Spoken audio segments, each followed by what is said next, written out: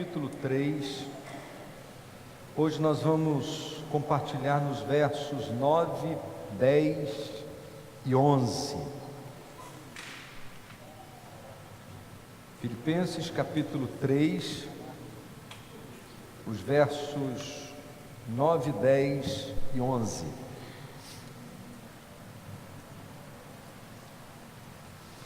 Nós estamos numa série de reflexões sobre a carta que Paulo escreveu aos Filipenses. A cada reflexão que temos feito, vão se ampliando diante de nós a compreensão daquilo que o apóstolo Paulo acreditava sobre a vida cristã.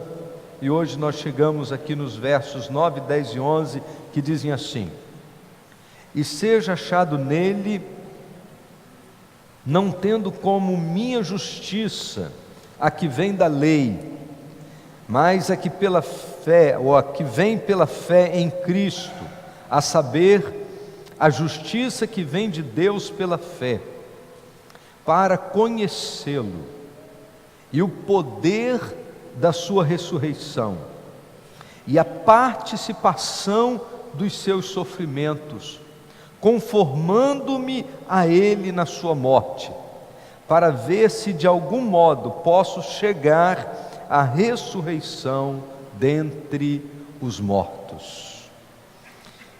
O tema da mensagem de hoje é nossa maior aspiração. Qual deve ser nosso maior desejo? Qual deve ser a nossa maior aspiração? Para que devemos viver? O que deve mexer com o nosso coração? Quais devem ser os nossos verdadeiros interesses? À luz da palavra de Deus e à luz desse texto da palavra de Deus, o Evangelho não se resume a um punhado de dogmas. O Evangelho não se resume a um grupo de verdades que nós defendemos. O Evangelho é mais do que isso. O Evangelho é essencialmente uma pessoa. Ser cristão envolve mais do que aprender o que está escrito. Ser cristão envolve mais do que decorar porções bíblicas. É, sobretudo, manter um relacionamento pessoal e contínuo com Jesus Cristo. Não é simplesmente ter um conhecimento intelectual a respeito de quem foi Jesus, mas é viver uma experiência particular, uma vivência com a pessoa de Jesus no dia a dia da nossa trajetória aqui neste mundo.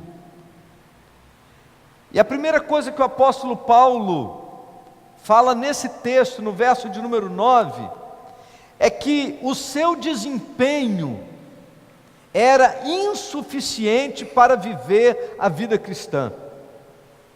A sua justiça, que era produto do cumprimento da lei, você se lembra que o apóstolo Paulo, quanto à lei, ele era fariseu, isto é, fazia parte daquele grupo que, com rigor, não só conhecia a lei, mas fazia questão de cumprir os detalhes daquilo que se podia fazer e daquilo que não se podia fazer.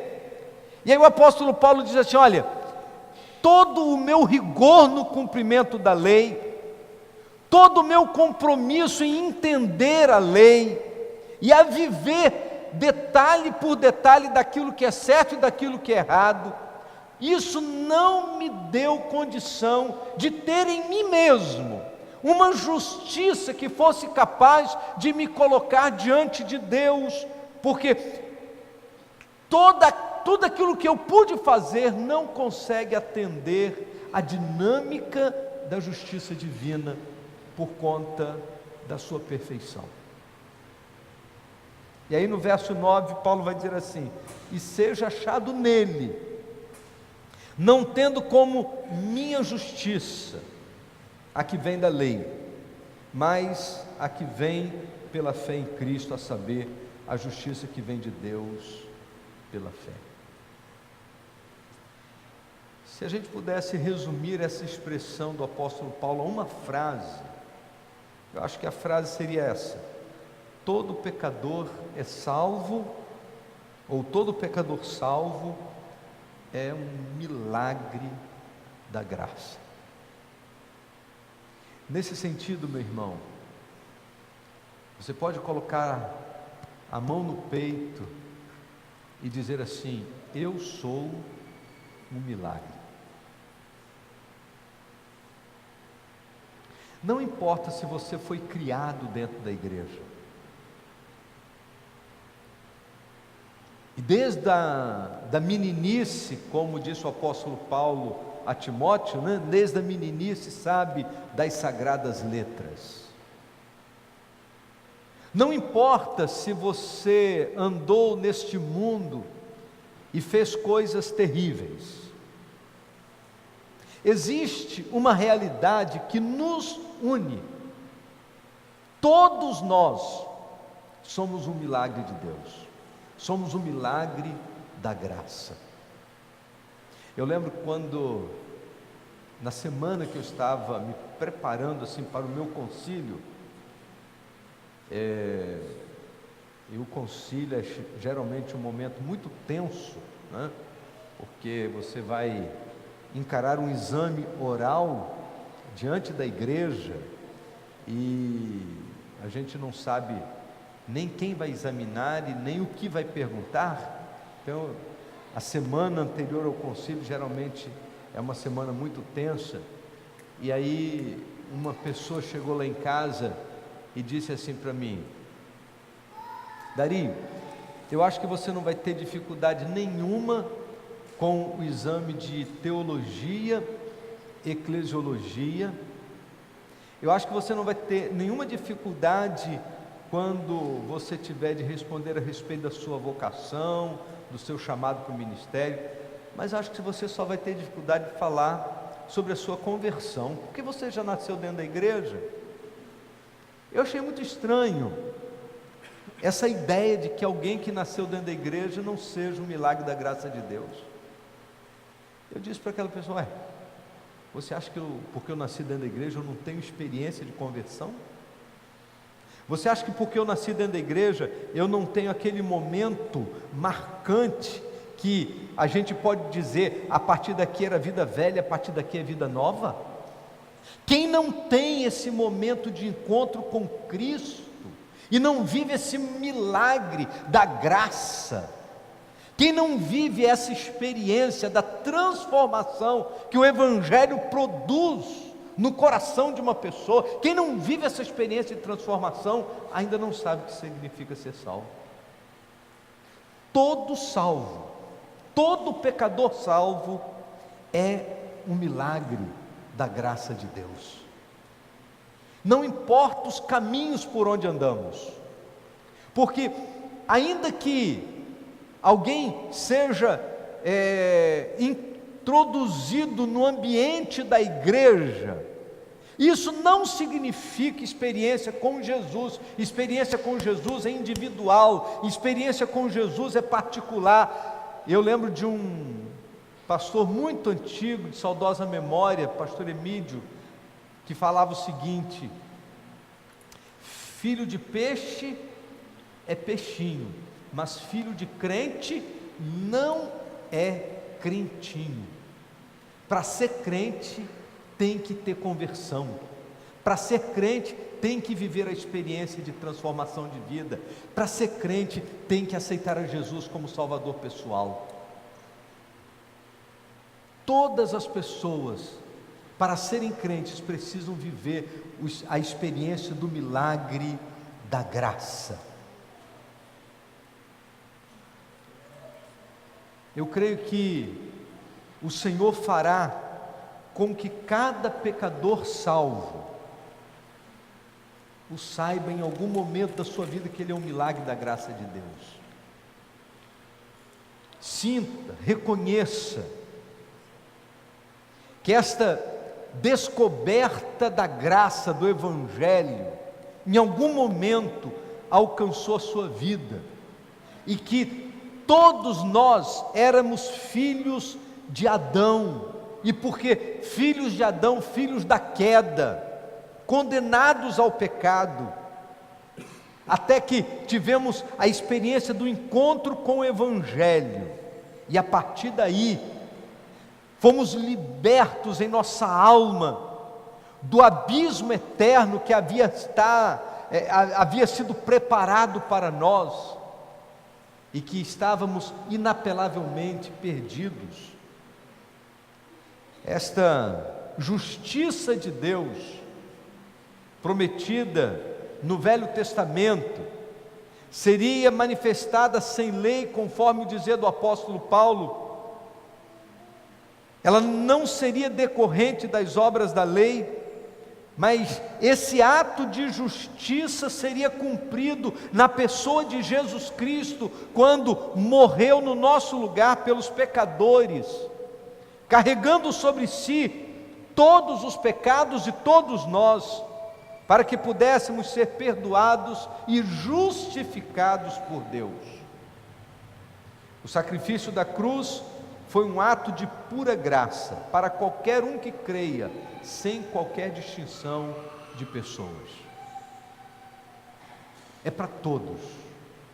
E essa graça do Evangelho, ela não só está acessível a todas as pessoas, mas ao mesmo tempo não existe outro caminho, outro mecanismo para que alguém possa viver o Evangelho, senão por essa graça. Por isso o apóstolo Paulo vai dizer nesse texto: não a minha justiça que vem da lei, mas a que vem pela fé em Cristo Jesus, a saber, a justiça que vem de Deus pela fé.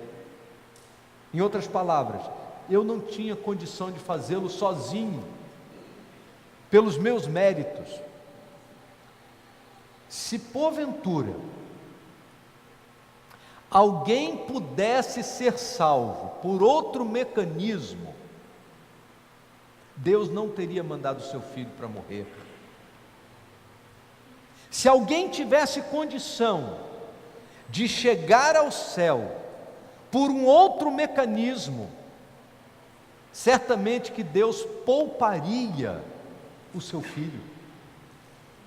Jesus veio ao mundo e morreu na cruz e se deu em sacrifício por nós, porque não havia nenhum outro mecanismo capaz de nos colocar diante de Deus. Nós somos imprestáveis diante do Senhor por conta dos nossos pecados. Então, é importante que a gente lembre que todas as pessoas que acham que podem alcançar a salvação a partir da observância da lei, por conta de uma vida correta e justa, jamais vão conseguir viver na dimensão da justiça de Deus, e por isso estão irremediavelmente perdidos. As boas obras seguirão a salvação, mas jamais serão a sua causa. É por isso que Paulo diz em Efésios: porque pela graça sois salvos por meio da fé. Isso não vem de vós, é dom de Deus, não vem das obras, para que ninguém se glorie. Deus deliberou que seria misericordioso, e através da pessoa de Jesus Cristo haveria de manifestar a nós da sua graça, que não se lembraria mais de nossas transgressões, que lançaria os nossos pecados nas profundezas do mar, que nos perdoaria completamente e que castigaria seu próprio Filho unigênito em lugar de todos nós, para que Ele levasse sobre si os nossos pecados. Por isso, a profecia dizer: o castigo que nos traz a paz estava sobre Ele, e pelas suas pisaduras fomos sarados. Cristo é, portanto, a justiça do crente, para que se torne justiça de Deus, porque Jesus se fez, ao morrer na cruz, maldição e pecado por nós. Talvez essa seja uma expressão muito forte, mas é exatamente essa expressão que o apóstolo Paulo se utilizou escrevendo aos Gálatas, capítulo 3, versos 13 e 14. Paulo diz assim: Cristo nos resgatou da maldição da lei, fazendo-se maldição por nós, porque está escrito: maldito todo aquele que for pendurado no madeiro, para que aos gentios viesse a bênção de Abraão em Jesus Cristo, a fim de que nós recebêssemos pela fé a promessa do Espírito.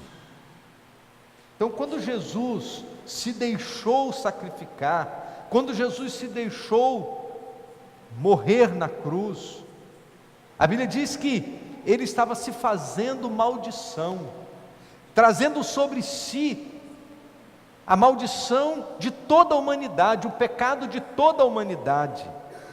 Ele se fez pecado sendo santo, para que fôssemos feitos santos sendo pecadores. O apóstolo Paulo fala sobre isso em 2 Coríntios 5:21, quando ele diz assim: aquele que não conheceu o pecado, Deus o fez pecado por nós, para que nele fôssemos feitos justiça de Deus. Você pode ler junto comigo essa expressão da palavra de Deus? Vamos ler juntos? Aquele que não conheceu o pecado, Deus o fez pecado por nós, para que nele fôssemos feitos justiça de Deus. É por isso que Paulo diz aqui: e seja achado nele, não tendo a minha justiça que vem da lei, mas a que vem pela fé em Cristo Jesus, a saber, a justiça que vem de Deus pela fé. Então, quando nós depositamos em Jesus Cristo a nossa confiança, quando depositamos em Jesus Cristo a nossa fé, a Bíblia diz que nós somos justificados, e nessa justificação, a Bíblia diz que a justiça de Deus passa a fazer parte da nossa vida. Ele fez justiça por nós. Somente o sacrifício de Jesus poderia satisfazer a justiça de Deus, porque nenhum outro nome, nenhum outro homem possuía nenhuma condição de atender todas as exigências, porque todos nós nascemos em pecado.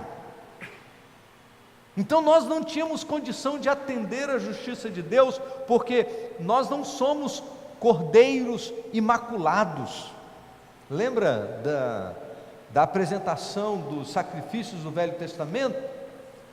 A exigência para que houvesse o perdão de pecados, que fosse apresentado um cordeiro puro, limpo, perfeito. Nós não somos isso. Ainda que eu diga: tá bom, eu não quero o sacrifício de Jesus, eu vou me sacrificar pelos meus pecados, e eu me lance na cruz, para que eu seja sacrifício por mim mesmo. Isso não atenderia à justiça de Deus, porque eu não tenho sangue puro, eu não sou um cordeiro imaculado. Por isso era necessário que o sacrifício de Jesus acontecesse, e Ele, que não tinha pecado, fez-se pecado por nós, para que nele pudéssemos ser feitos então justiça de Deus. Paulo reconhece que somente em Cristo a justiça de Deus poderia ser satisfeita, a sua vida redimida, transformada e alcançada pela graça, assim como acontece comigo e com você. Paulo entende isso, que Deus fez tudo na pessoa de Jesus para atender a muitos objetivos. E aí a gente entra nos versos 10 e 11, quando Paulo diz assim: Deus nos fez justiça de Deus, para quê? Para conhecê-lo, e o poder da sua ressurreição, e a participação dos seus sofrimentos, conformando-me a Ele na sua morte, para ver se de algum modo posso chegar à ressurreição dos mortos.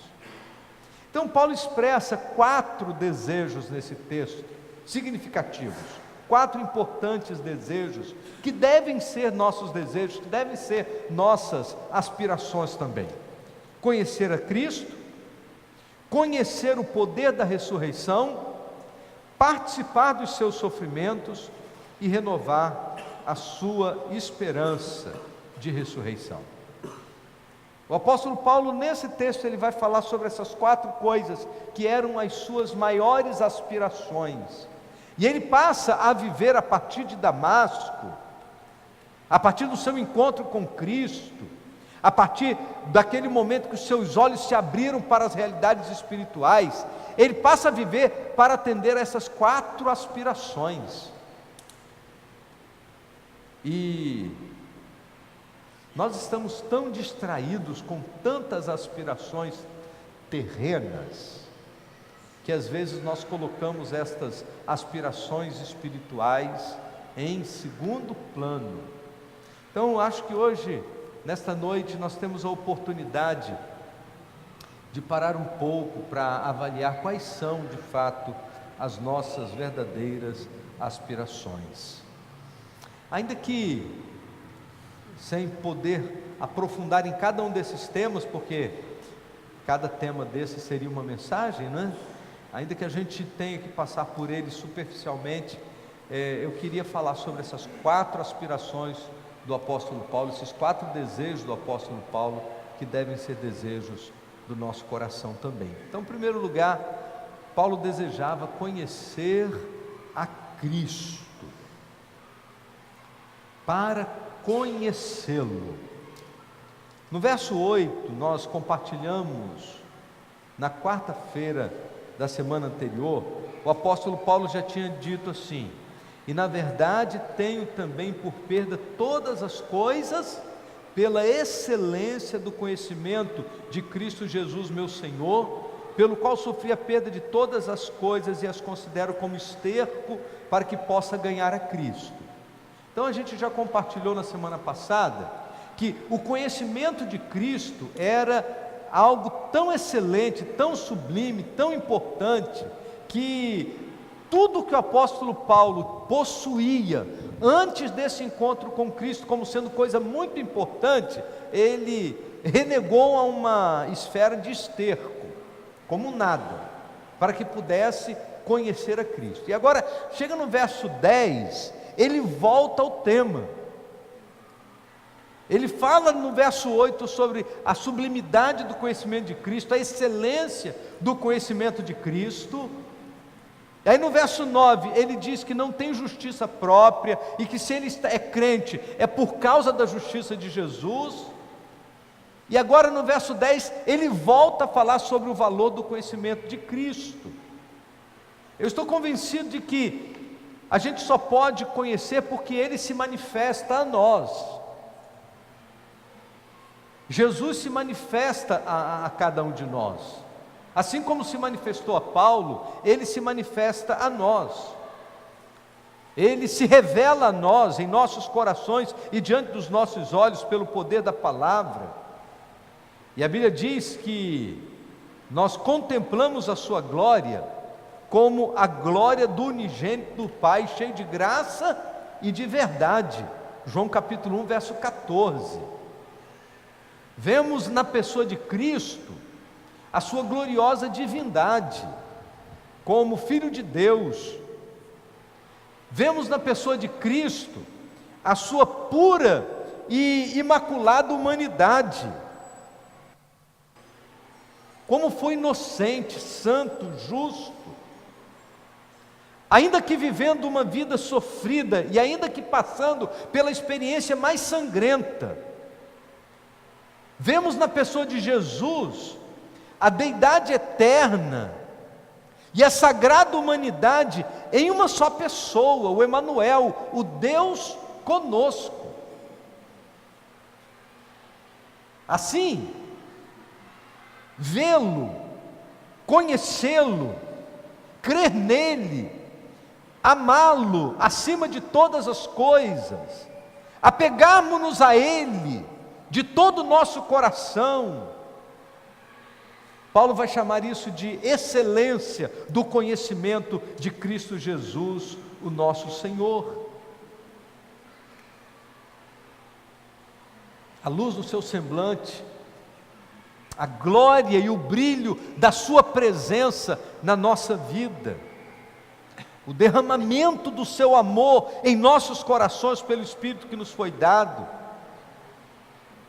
essa experiência doce com a presença de Jesus se transforma na experiência mais gloriosa que o homem pode experimentar.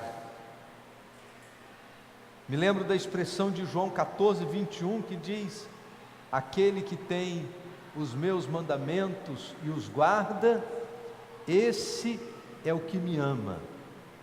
E aquele que me ama será amado de meu Pai, e eu o amarei e me manifestarei a ele. Esta palavra de Jesus, meus irmãos, é uma palavra que enche o nosso coração de entusiasmo. Aquele que tem os meus mandamentos e os guarda, esse é o que me ama. E aquele que me ama será amado de meu Pai, e eu também o amarei e me manifestarei a ele. Ai de nós, vivemos uma vida cristã sem a manifestação da presença de Jesus. E a manifestação da presença de Jesus muda tudo. A manifestação da presença de Jesus altera os rumos da vida.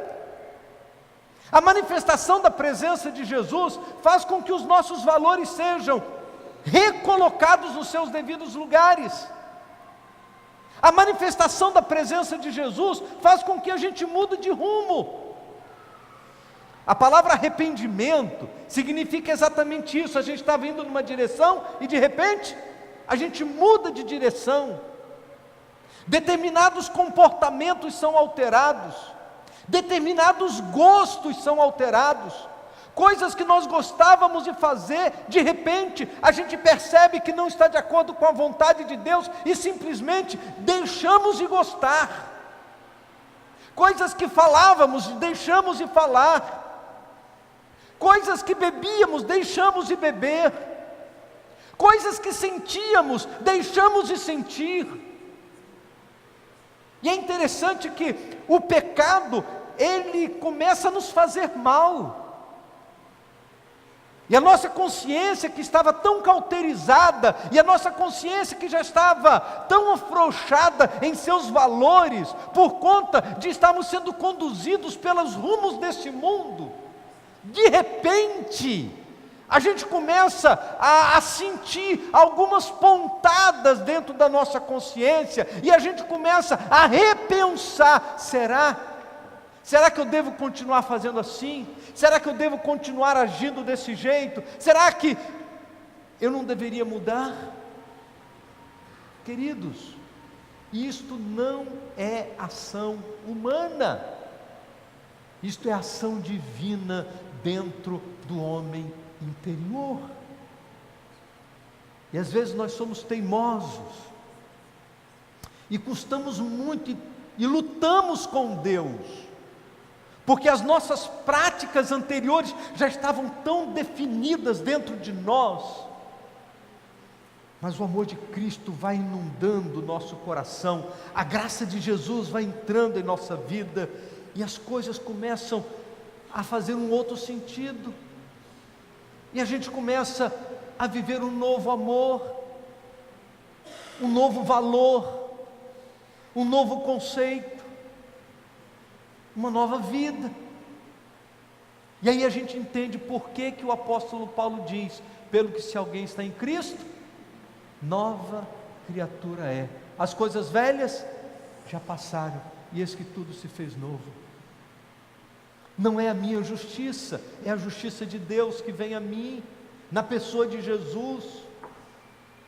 Não é a exigência da lei que muda a minha vida, mas é o amor de Cristo que inunda o meu coração.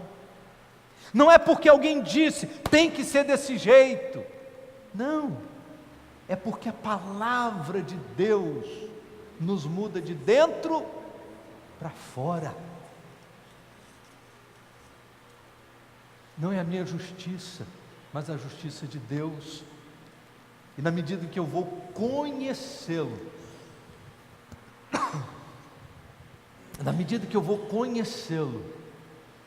eu quero agradá-lo. Se existe alguma coisa que faz muita diferença na nossa vida, é quando nós decidimos agradar ao Senhor. Quando nós decidimos que a nossa vida precisa viver segundo a sua vontade. Então a primeira coisa que o apóstolo Paulo desejava era conhecer a Cristo. Ainda no verso de número 10 ele diz assim: e conhecê-lo e o poder da sua ressurreição. Em segundo lugar, Paulo desejava conhecer o poder da ressurreição.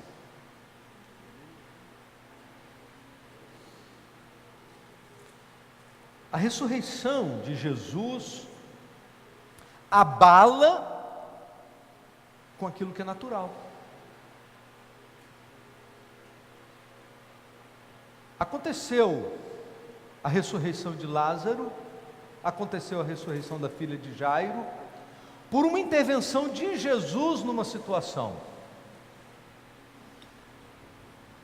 Diferente da ressurreição de Cristo, que não há uma voz externa dizendo: levanta-te, menino, ou menina, a ti te digo, levanta-te. Diferente do que aconteceu com o filho da viúva de Naim, que Jesus para o esquife e disse: menino, levanta-te. Diferente do que acontece na porta do sepulcro, que Jesus diz: Lázaro, vem para fora. Aqui não há uma voz externa. Poder da ressurreição. Tem um teólogo chamado William Barclay, que ele, escrevendo sobre a ressurreição de Cristo, ele diz assim: olha, a ressurreição de Cristo é garantia de que esta vida é digna de ser vivida e de que para Deus o corpo físico é sagrado, que a morte não é o fim e que nada na vida ou na morte pode nos separar de Cristo. A esperança da vida cristã se baseia na ressurreição de Jesus. Ele está vivo. Nós cantamos: porque Ele vive, posso crer no amanhã. Ele está vivo. E porque Ele está vivo, temos esperança. Aí o apóstolo Paulo quer conhecer o poder da ressurreição. Existe poder na sua ressurreição. Eu fico imaginando, se alguns de nós fôssemos ressuscitados, se a gente vivesse essa experiência da ressurreição, será que nós construiríamos algum laço com este mundo? Às vezes eu fico imaginando, porque para Maria e Marta, a ressurreição de Lázaro foi maravilhoso, ou maravilhosa a ressurreição, uma experiência fantástica. Mas de vez em quando eu fico me perguntando assim, será que Lázaro gostou?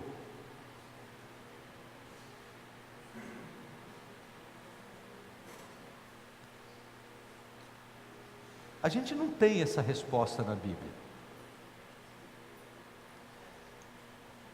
Mas se eu estivesse no lugar de Lázaro, e Deus me mandasse de volta, eu acho que eu ia falar, Senhor, tem certeza que é para voltar mesmo? Porque o que nós mais almejamos, irmãos? Não estar com Cristo. Então, eu queria fazer um pedido à minha igreja. Se eu morrer, não ore para eu ressuscitar. Por favor. A palavra de Deus diz que Paulo fala isso, né? Estar com Cristo é muito melhor. Certamente que o Jesus ressurreto é um Jesus que, diferente do Jesus encarnado, não constrói laços nenhum. A gente lê as descrições após a ressurreição de Jesus, e agora não há laços. Existem orientações finais, existem descrições finais, o que Jesus esperava de seus discípulos, mas nada que o amarrasse, que o prendesse a esse mundo. Imagino que esse seja o poder da ressurreição. Estamos livres. Só que o que o apóstolo Paulo está tentando sugerir para nós é que, de alguma maneira, a gente já viveu a primeira ressurreição. Quando é que a gente vive a primeira ressurreição? No momento em que recebemos a Jesus como nosso Salvador pessoal. Não é isso que está escrito em Efésios capítulo 2, no verso de número 1? Ele vos vivificou, estando vós mortos em vossos delitos e pecados. Isso significa que espiritualmente nós já vivemos a primeira ressurreição, porque nós estávamos mortos em nossos delitos e pecados, e Ele nos ressuscitou, Ele nos reviveu, Ele nos vivificou, para que de alguma maneira a gente pudesse romper com os laços do pecado, do mundo, das coisas terrenas, desta peregrinação passageira. Ele nos arrancou do poder da morte, para que a gente pudesse viver longe das ataduras que nos prendem a este mundo de pecado, na expectativa de que a gente possa construir laços espirituais. Por isso Paulo vai dizer: pensai nas coisas que são de cima, e não nas que são da terra. É tão difícil isso, irmãos, porque de alguma maneira ainda somos muito atraídos pelas coisas da terra. E na medida em que somos tão atraídos pelas coisas da terra, denunciamos que olhamos pouco para as coisas de cima. Porque se olhássemos mais para as coisas de cima, teríamos menos apego às coisas da terra. O terceiro desejo do apóstolo Paulo era o desejo de participar dos sofrimentos de Cristo, para conhecê-lo e o poder da sua ressurreição e a participação dos sofrimentos de Cristo. Envolver nos sofrimentos de Cristo, talvez alguém diria, mas que isso? Para que desejar um negócio desse? Para que desejar entender a vida cristã a partir desta via crucis? Para que entender a vida cristã a partir desse olhar, o olhar do sofrimento, da entrega, da vida de Cristo que de maneira sacrificial veio a esse mundo? Paulo afirma que queria se tornar como Jesus na sua morte.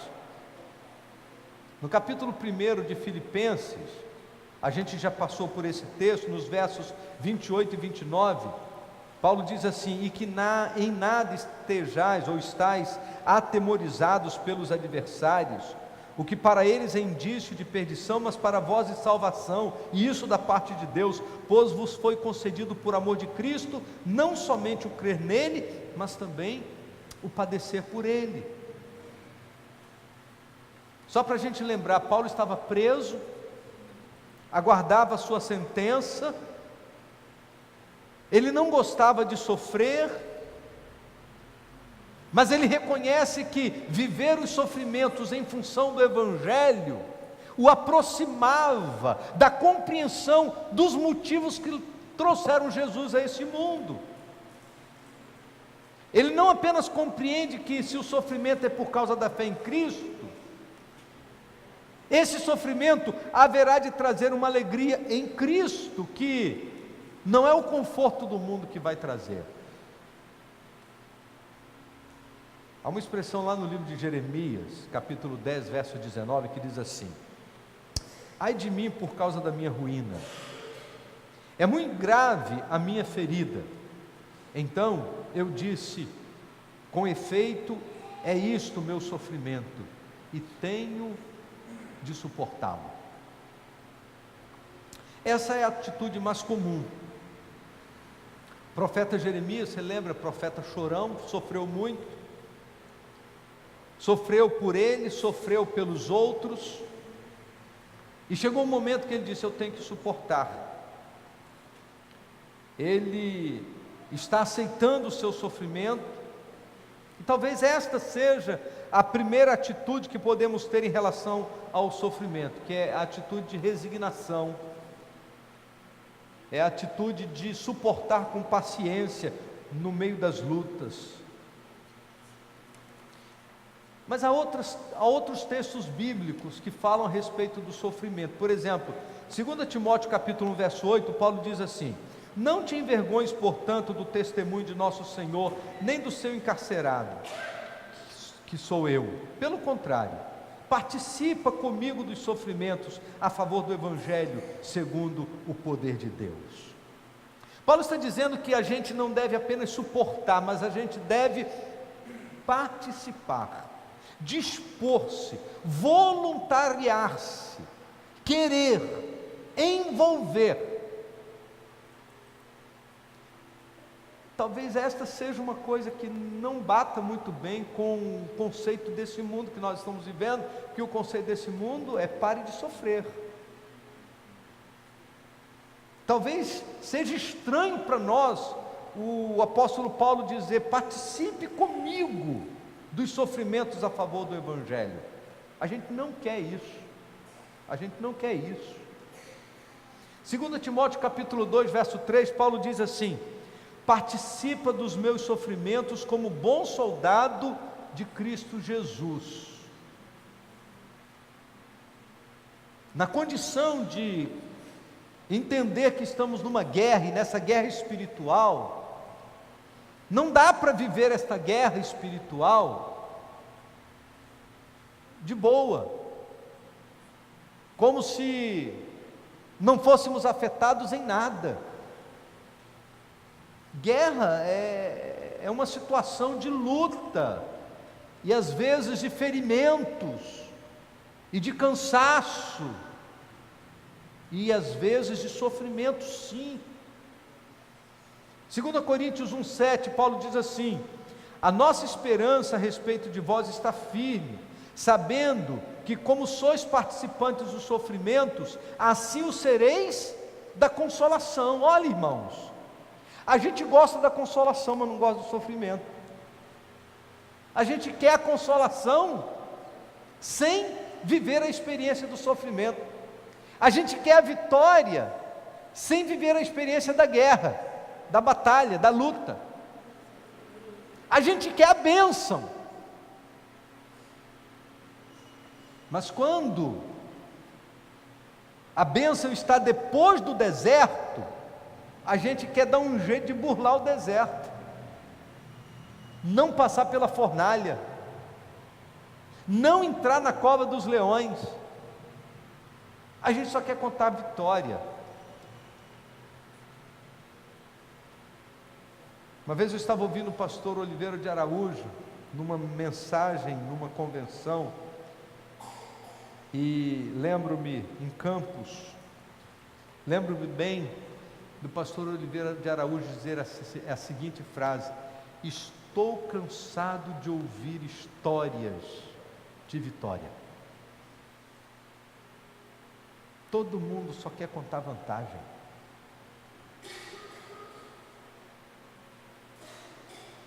Todo mundo gosta de ouvir testemunhos de vantagem. Mas a vida cristã não é só para que você possa viver a experiência da consolação e da vitória. Há muitos sofrimentos que precisam ser passados. Romanos 8,18 diz assim: porque para mim tenho por certo que os sofrimentos do tempo presente não podem ser comparados com a glória a ser revelada em nós. Sofrimento do tempo presente não podem ser comparados com a glória. Então podemos enfrentá-lo de peito aberto, sem medo. Todas as lutas, todas as batalhas, pelo poder do nome de Jesus e pela verdade do Evangelho, podemos enfrentá-lo de peito aberto, porque a palavra de Deus nos garante que os sofrimentos desse tempo presente, eles são infinitamente menores do que a glória que há de nos ser revelada. Tiago capítulo 5, versos 10 e 11 diz: irmãos, tomai por modelo no sofrimento e na paciência os profetas, os quais falaram em nome do Senhor. Eis que temos por felizes os que perseveraram firmes. Ou tendes ouvido da paciência de Jó e vistes o fim que o Senhor lhe deu, porque o Senhor é cheio de eterna misericórdia e compassivo. Deus não nos perdeu de vista no meio das dores. Deus não nos perdeu de vista no meio das dificuldades.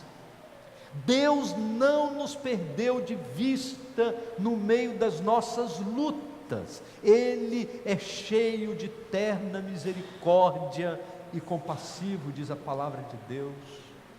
Para terminar, 1 Pedro 4, versos 12 e 14 diz: amados, não estranheis o fogo ardente que surge no meio de vós, destinado a provar-vos, como se alguma coisa extraordinária vos estivesse acontecendo.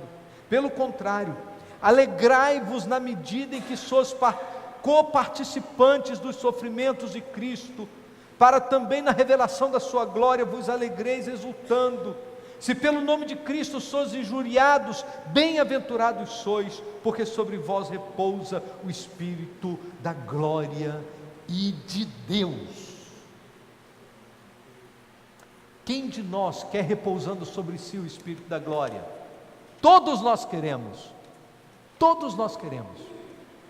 Mas a palavra de Deus nos diz que é no meio das injúrias, das calúnias, é no meio dos sofrimentos, que vivemos pelo nome de Jesus. E quantas vezes isso acontece? E quando acontece com gente de longe, talvez isso nem nos afete. É por isso que Deus nos permite viver essas experiências com gente de perto, para poder balançar com as nossas estruturas, para poder balançar com a nossa vida mesmo. E às vezes são as pessoas mais chegadas que mais nos decepcionam, que mais nos fustigam, que mais nos espetam. E por que Deus faz assim? Porque se for de longe, que nem nos afeta, então não vai ter efeito nenhum na nossa vida. Somos participantes do sofrimento de Cristo. E a última aspiração do apóstolo Paulo, o renovar da sua esperança em Cristo, para conhecê-lo e o poder da ressurreição e a participação das aflições, sendo feito conforme a Cristo na sua morte, para ver se de alguma maneira eu posso chegar à ressurreição dos mortos. Eu quero viver essa experiência também. Eu também quero experimentar da ressurreição dos mortos. A expectativa de Paulo não estava nas conquistas humanas, terrenas e passageiras. A expectativa de Paulo estava na vida futura. Sabe, irmãos, um dos grandes prejuízos da teologia brasileira é ter transformado a igreja no lugar do aqui e agora, como se Deus estivesse agindo na nossa vida apenas para as coisas desta vida. Perdemos a noção da esperança futura, perdemos a expectativa da volta de Jesus, e vivemos como se tudo se reduzisse ao aqui e agora. Não era essa a expectativa de Paulo. Ele estava olhando para frente, continuava olhando naquilo que estava por vir. Ele vive a vida presente com fé e esperança colocados em Cristo, com olhos na eternidade.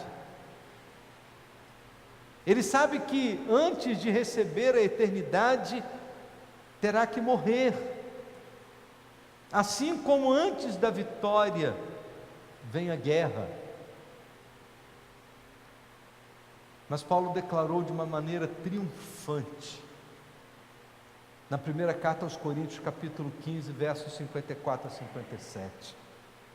Mas quando isso que é corruptível se revestir da incorruptibilidade, e isto que é mortal se revestir da imortalidade, então se cumprirá a palavra que está escrito: tragada foi a morte na vitória. Onde está, ó morte, a tua vitória? Onde está, ó morte, o teu aguilhão? O aguilhão da morte é o pecado, e a força do pecado é a lei, mas graças a Deus que nos dá a vitória por nosso Senhor Jesus Cristo.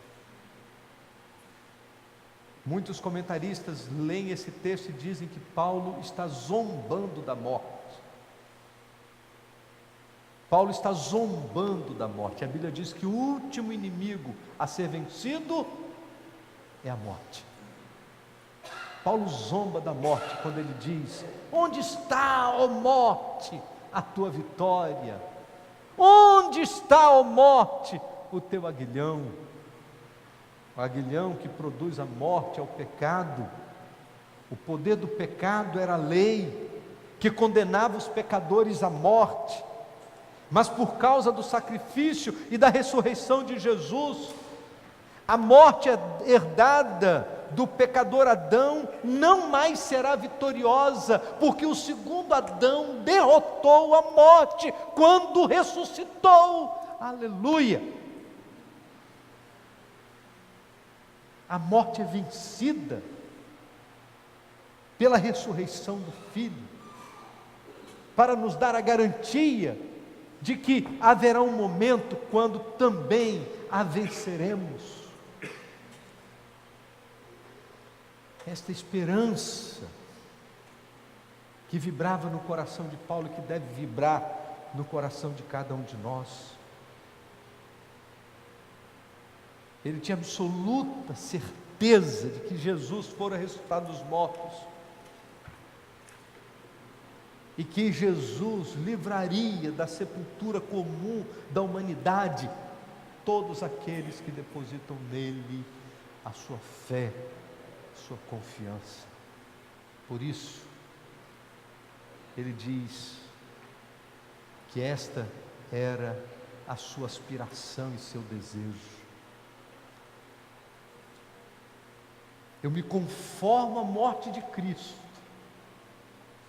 para ver se de alguma maneira eu também possa chegar à ressurreição dentre os mortos.